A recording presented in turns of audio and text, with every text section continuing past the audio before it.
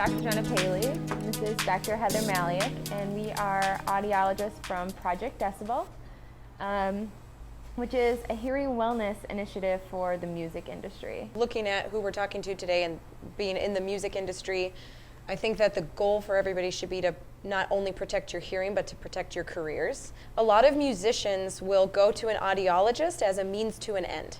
And what we want to stress is create a wellness plan for yourself rather than saying to the audiologist, I need a set of ear impressions from you so I can get devices that could potentially hurt me.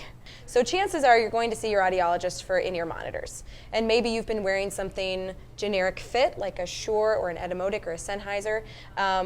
But getting a mold and using custom in-ears is very different than using a wedge monitor. They can help you. They are not safety devices. And that's because the in-ears can get just as loud as wedge monitors. But these earpieces have a little microphone embedded in the earpiece that sounds essentially the same as an average open ear canal. And then you have a little processing pack that has a dial in it. I'm going to open this up. And this allows you to turn down the volume of the room around you so you can still have access to it and then keep your mix coming from your pack at a safer level. Essentially, you have access from microphones, you turn them down, and then put your monitor mix in so that you're able to leave both earpieces in and listen at a safer volume. Yeah. So what I think would be cool is if there's anyone in the audience who would like to come and demo these and just, we could catch a reaction. Okay, let me just tighten it from the back. Make sure. So, now you should just be hearing me. Yes. Yes. What does it sound like? Do you feel like you have anything in your ears? No, not really. I can hear my voice really clearly, and I can hear your voice very clearly. John, say something to me from a distance. Yeah, it sounds pretty clear. I'm going to recruit Mickey for this. So basically, the performer can have a little app on their phone to actually dial in a mix that they like. So it could be a combination of music. You can set it up however you want, but usually for a singer would have a separate channel for themselves. So for instance, you should be able to hear this now, but it's the music playing. I'm actually going to take out the drums, all the instruments, everything else. You should just hear the vocal. I can dial in some drums. I'll make time for you, but I will not hold you down. I'm going to insert a little foam block into your ear to protect your eardrum. It doesn't hurt going in, it just tickles a little bit.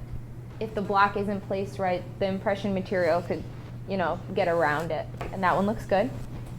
So we use two different materials to make the impression. One's a hardening agent and one's an accelerator. When you mix them together, they form this kind of Play-Doh-like material. And once it's injected into the ear, it'll start to harden. It's very similar to a dental impression, but the material is a much higher viscosity. So I'm going to have Heather start with her jaw half open. Ready? All right. And then once I put the material in her ear, I'm going to have her make a whole bunch of movements. So we were talking about the difference between curvy ears and not so curvy ears. This is my ear. This is Jenna's ear. She has a much bigger first curve. I come more from the fan audience side, so I'm not a musician, but I'm at music all the time. I'm extremely worried about my hearing every day because I listen to music all day, every day for my business. Who's in charge at the venue, at the decibel level in a venue? The person in charge of a concert and the loudness would be the front of house engineer who's mixing for the audience. Sometimes in-ear monitors can actually help bring down the volume for the audience. Because the people in the front row, if they have wedge monitors facing the musicians right in front of them, the engineer who's mixing for them needs to make sure it's loud enough that they don't hear the mix the musicians are hearing. Because a musician's not listening to what the audience is listening to. They might only be listening to the vocals and drums, like we heard earlier, something like that. And so it can be kind of difficult to get it at a level where you might be safe. I think the best thing is education for the audience about good earplugs and that kind of thing. And I really believe that people should be free to choose if they want to listen loudly.